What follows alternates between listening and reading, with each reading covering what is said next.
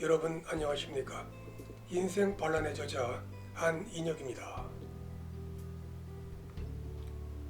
오늘은 치매반란 네 번째 시간으로 인생의 최고선은 건강이다 라는 주제로 진행을 하겠습니다.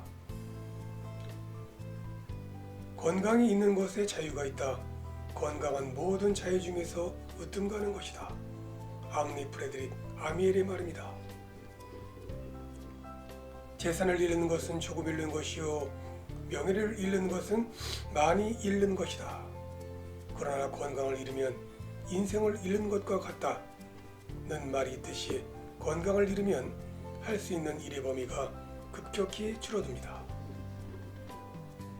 건강을 잃는 것은 생명과 직결되는 사항이니만큼 평상시에 건강관리에 주의를 기울여야 합니다. 건강을 잃으면 하고 있는 모든 것들이 중단되며 주위에 연결되어 있던 인맥들도 사라지게 됩니다. 삶이란 생명이며 살아있다는 반증입니다. 건강을 완전히 잃었다는 것은 생명을 다한 것, 즉 죽은 것과 징배 없습니다. 동물은 움직임이 없으면 혈액순환이나 신체 기능이 점차 상실되어 죽음에 이르게 됩니다. 평소에는 건강의 중요성을 잘 느끼지 못하다가도 지인이 아파 병원을 가면 왜 그리 아픈 사람들이 많은지 저절로 한숨이 나오는 경우가 있습니다. 병의 종류도 수백 가지겠지만 가는 병원마다 문전성시를 이룹니다. 모든 사람들은 병원에 언제 입원할지 모릅니다. 사람의 상황은 아무도 알 수 없기 때문입니다.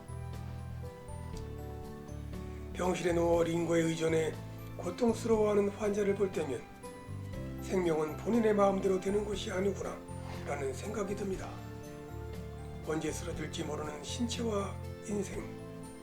어느 날 문득 자신이 중병에 걸려 병실에 누워 있다면 그때부터는 자신의 신체와 인생이 아닌 것입니다. 다행스럽게 중병이 잘 치료되어 건강을 회복하면 좋겠지만 병을 이기지 못하고 세상을 떠나는 경우가 부지기수입니다. 사실 우리는 얼마나 많은 사람들이 하루에 세상을 떠나가는지 이에 대해 신경을 쓰지 않을 뿐더러 뉴스를 통해 누가 교통사고를 당해 사망하든지 화재로 목숨을 잃든지 크게 신경 쓰거나 문제거리로 삼지 않습니다. 이렇듯 평상시 죽음에 대해 크게 생각하지 않는다는 것입니다. 그러나 막상 죽음의 존재가 자신에게 닥쳤을 때 비로소 건강의 중요성을 느끼게 됩니다. 고대 그리스 에피쿠로스 학파는 인생의 최고선을 행복이라고 보았습니다. 행복은 너무나 막연한 단어이기 때문에 범위를 좁힐 필요가 있어 건강을 최고선이라 해도 무방할 것 같습니다. 언급한 바와 같이 젊었을 때 건강을 잃는 경우는 드뭅니다. 어르신들의 사망 원인 1위는 보통 폐렴입니다. 매년 30만 명 이상이 병원에 입원하며 고령층에서는 암보다 사망률이 높은 매우 무서운 질병입니다. 폐렴은 2019년 사망 원인 6위에서 2024년 사망 원인 3위로 올라섰습니다. 2018년 폐렴 진료 인원 중 가장 많은 비중을 차지하는 연령대는 10세 미만이었지만 가장 많이 증가한 연령 구간은 80세 이상이었습니다. 노인의 경우 폐의 기능과 면역력이 떨어져 바이러스나 세균에 쉽게 감염되고 젊은 층에 비해 사망으로 이어질 확률이 높습니다. 실제 국내 폐렴 사망자의 98%가 60세 이상입니다. 기존에 앓고 있던 당뇨병, 심장병 같은 만성질환이 악화될 수 있고 면역력이 낮은 탓에 흉막염, 폐혈증, 호흡곤란, 증후군 같은 치명적인 합병증도 잘 생기는 것도 폐렴으로 인한 노인 사망률의 높은 원인이 되겠습니다. 폐렴은 2018년을 기준으로 국내 사망 원인 3위를 차지할 정도로 무서운 병이지만 노인 폐렴 환자의 20~30%는 증상이 없어 뒤늦게 병원을 찾아 병을 진단받습니다. 건강할 때와 달리 노화가 오면 면역력이 떨어집니다. 이때 폐렴균이 신체를 공격해 생명을 위협하며 연령과 무관하게 당뇨병과 같은 만성질환이 있거나 면역 억제제를 사용하고 있어도 폐렴의 위험성이 커집니다. 만 65세 이상 노인들은 폐렴에 걸리면 대개 입원하는데 그중 일부는 중환자실로 옮겨지며 사망에 이르는 위험한 질환입니다. 특히 독감이 유행할 때는 폐렴으로 입원하거나 사망하는 경우가 늘어나므로 각별한 주의가 필요합니다.